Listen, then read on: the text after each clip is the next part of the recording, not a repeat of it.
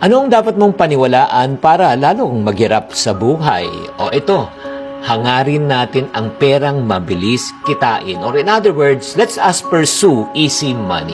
Alam mo mga kapatid, kung easy money lang habol mo, imbis na umunlad ang buhay mo, baka maghirap pa ang buhay mo. Ang dami pong tayo ngayon nababalitaan at naririnig na ika nga, yun nga, napapaso, nalulugi, nai-scam. Dahil nga ang hangarin po nila ay yung mabilis na kita.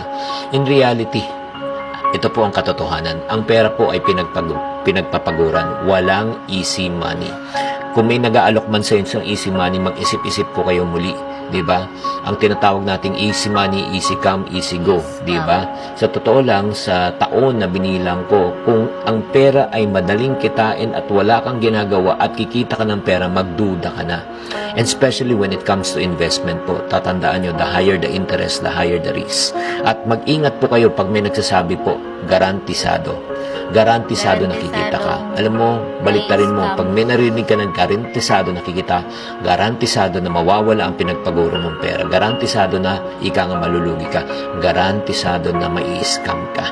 Kaya nga mag-ingat-ingat po tayo, huwag po tayo maghabol ng easy money dahil walang easy money.